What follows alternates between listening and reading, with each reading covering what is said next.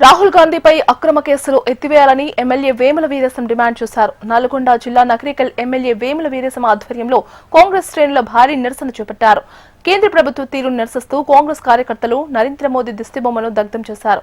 BJP ప్రభుత్వం అధికారంలోకి వచ్చిన నాటి నుంచి నీట్ పరీక్షా పేపర్లు లీక్ చేస్తూ విద్యార్థుల ప్రాణాలతో చెలగాటమాడుతున్నారని మండిపడ్డారు.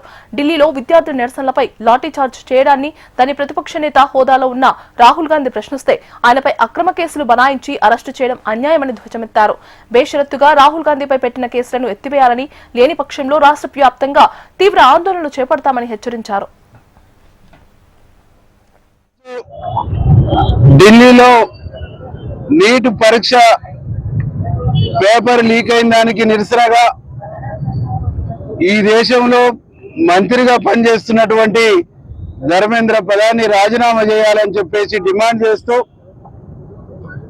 ఢిల్లీలో విద్యార్థి లోకం చేస్తున్నటువంటి నిరసనకు ఆ నిరసన పైన కేంద్ర ప్రభుత్వం దుర్మార్గంగా హింసాకాండను ప్రయోగించిన దాన్ని నిరసిస్తూ ఈ దేశ ప్రధాన ప్రతిపక్ష నాయకుడైనటువంటి రాహుల్ గాంధీ గారు శాంతియుతంగా గాంధీ మార్గంలో ప్రజాస్వామ్యబద్ధంగా నిరసనను వ్యక్తం చేస్తూ ఉంటే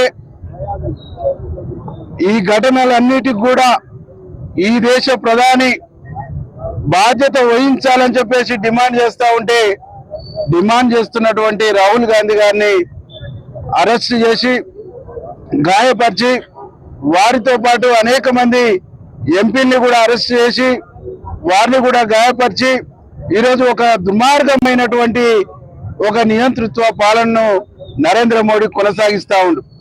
ఈ దేశంలో సంవత్సరానికి 2 కోట్ల ఉద్యోగాలు ఇస్తానన్న నరేంద్ర మోడీ ఉద్యోగాల్లో అడపదడప ఉద్యోగాలు ఇస్తున్నట్టు చెప్పినప్పటికీ, పోటీ పరీక్షలు నిర్వహిస్తున్నట్టు చెప్పినప్పటికీ 93 రకాల ప్రశ్న పత్రాలని లీక్ చేసినటువంటి ఒక దుర్మార్గమైనటువంటి పరిపాలన ఈరోజు సభ్య సమాజం సిగ్గుతో తలదించుకునేటువంటి ఒక దుర్మార్గమైనటువంటి పరిపాలన ఈ దేశంలో ఉండేటువంటి బీజేపీ కొనసాగిస్తా ఉంది.